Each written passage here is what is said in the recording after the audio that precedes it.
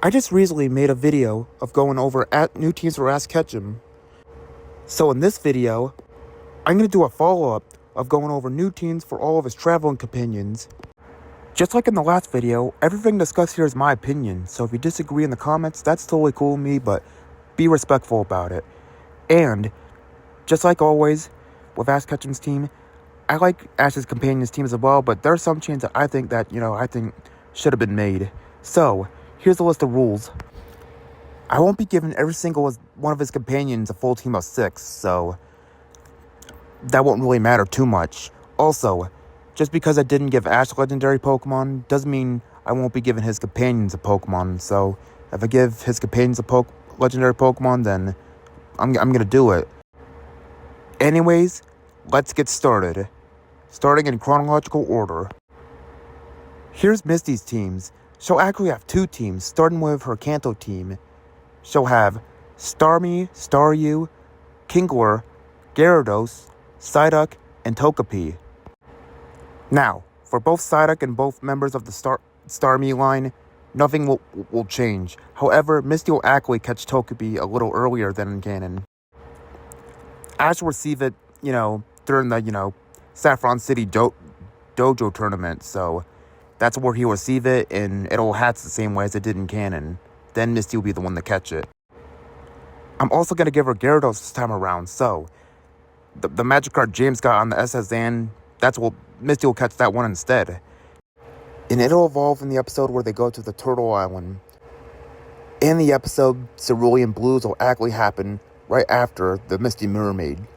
And Misty's Gyarados will actually Mega Evolve just like it did in canon. And for a new team member, Kingler, which Ash actually caught in canon, but since Ash didn't really use it that much, I decided to give this Pokemon to Misty, as still actually have more use for it than Ash did.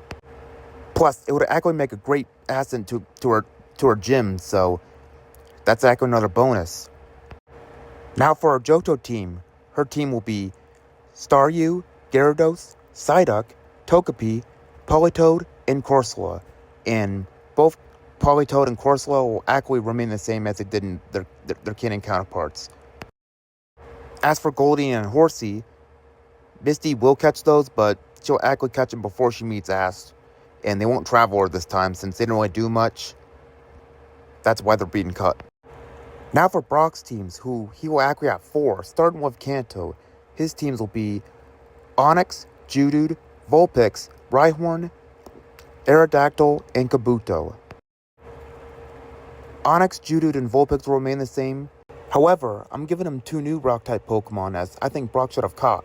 Rhyhorn will be caught during the Safari Zone, and Brock will actually catch that Aerodactyl, In the same episode, Ash evolved Charmeleon and the Charizard, so I decided to give this Pokemon to Brock instead of Ash, since I don't think Aerodactyl really fits Ash, since Ash already has 2 Flying types anyway, and having more than 3 different Pokemon that won't listen to him would just be complete overkill. I'm also giving him a Kabuto that'll actually catch in the Mount Moon, so he will also evolve during Johto into Kabutops. Sadly, I'll be removing Crobat. I do love Crobat on Brock's team, but it got shafted by all the other flying types in the main cast. Next we'll do his Johto team. His team will be Onix, Aerodactyl, Kabutops, Fortress, Ninetales, and Tyranitar. Now Brock does release Vulpix, just like in canon, but however, that one Ninetales he bonded with in that one episode, he actually catches it this time around. Well, because I feel bad for it, so I figured it'd be nice for Brock to have. Also, like how Ash caught a Larvitar? Well, Brock will actually catch its mother, so we'll never be able to leave its cub, so that's a bonus. And despite Brock seems to take a liking to Tyranitar as a Pokemon, I figured it fits Brock very well. And this will also be a good reference to Pokemon Masters EX, so that's another bonus. Now for his home team, which would be Steelix, Ludicolo, Swampert, and Bombsley. Now, I'm actually going to have Fortress be replaced by Steelix, and I think Brock should have actually been the one to evolve his Onix instead of his brother Forrest, so that's why I'm deciding, have Brock bring Steelix along. And Brock will still Mega Evolve Steelix, and Brock will also evolve his Marstomp this time around, but it won't be until the Battle Frontier Saga. Finally, his Sinnoh team, which would actually be the same since I don't really know what to change, and I would give him, Pokemon like Rampardos or something, but, that'll just make him more like Rourke, so we don't really need that. So, that's it for Brock's teams. Now for Tracey Sketch's team, which would be Mariwell, Venomoth, Scyther, and Smeargle. All three of the Pokemon he had in canon will remain the same, and for those who don't know, it was revealed in the final episode of Pokemon Journeys, where Venonat evolved off screen. Also gave him Smeargle as due to the fact that Tracey loves to sketch things, so I think Smeargle fits perfectly. Now for May's teams, she'll have 3, starting with Hoenn. She'll have Blaziken, Beautifly, Skitty, Swablu, Bulbasaur, and Munchlax. One of the only changes to the original one she had is that Kabuskin will actually evolve earlier, and she'll also catch that same Swablu she bonded with in that one episode. Plus, it'll evolve during the Battle Frontier, and she'll bring Bulbasaur along and evolve into Ivysaur. Her Sinnoh team will be Blaziken, Beautifly, Altaria, Venusaur, Wartortle, and Glaceon. So, nothing really changes. Now for Best Girl Dawn, her team will be Piplup, Baneri, Pachirisu, Ambipom, Mamoswine, and Cyndaquil. Now I know this is kind of the same, but hear me out. I actually love Dawn's team the way it is, and I really cannot get rid of any of her Pokemon, but there are a few changes I do want to make. So still catch Togekiss the same way as it did in canon, so nothing changes for that. And she'll still receive Ambipom the same way as it was back as an Apom, just by trading her Weasel for Ash's Apom. But in my timeline, she won't release it this time around, so it'll actually be one of her rotating reserves, which I think Dawn would actually need if necessary. Her Cyndaquil will play out the same and evolve into Kalava, then later into Hisuian Typhlosion, and I think this would actually be a good way to promote the Legends Arceus games, and since Ash already has the Jotonian form Typhlosion, I just had to give Dawn Hisuian form. This is also inspired by Zach Jesse's rewrite of the Pokemon Sword and Shield anime. Next is Iris. Her team will be Haxorus, Excadrill, Scraggy, Emolga, Dragonite, and Hydreigon. Now, 3 of the same ones will remain the same way as it did in canon. She'll actually evolve Axew this time around, and reach its full evolution stage at the end of the series. In the episode of Village Homecoming, she'll actually catch that Hydreigon she bonded with. Finally, she'll also catch an egg Scraggy, as that Pokemon was also caught by Ash. This time, Iris will actually receive the egg, and it will evolve into Scraggy. She'll think it was a Dragon type, but since Scraggy can also learn Dragon type moves, I think it's appropriate. Since Ash didn't, use Scraggy much, I decided to give it to Iris. Mainly because for its friendship with Axew, so I think that's probably a really good idea to give Scraggy to Iris. For Cilan's Pokemon team, I gave him Pansage, Darumaka, Leafani, Whimsicott, Stunfisk, and Basculin. I decided to remove Crustle so I could replace it with Leafani, and since Leafani is also bug grass type, I think it fits Cilan perfectly, and this will also make up for the fact that I didn't give this Pokemon to Ash. And if I were to keep both, I think it'd just be really weird, so that's why I'm cutting Crustle. I'll also be giving him Whimsicott and Darumaka and Basculin, so Basculin could go to Crest and Darumaka go to Chile, and these would be like souvenirs Pokemon Cilan could bring home to his brothers. Clemont's team will be Heliolisk, Diggersby, Dedenne, Chespin, Manectric, and Magnezone. Of course, I have to keep the Dene for the sake of Bonnie, and since Bonnie isn't old enough to be a trainer at this time, it will be under Clemont's care until Bonnie is old enough. Sadly, I'll be removing Luxray. I do love this Pokemon, but I'll actually be replacing it with a Pokemon that actually has a Mega Evolve form. And I think Manectric is a perfect choice for Clemont, who'll even play the same exact role as Luxray did. Plus, I'm also giving a Magnezone since Clemont already has its 2 evolution stages, and I think Magnezone should be involved as well. Moving on, we have Serena. Her team will be Delphox, Vivillon, Aurorus, Pansage, Sylveon, and Mudkip.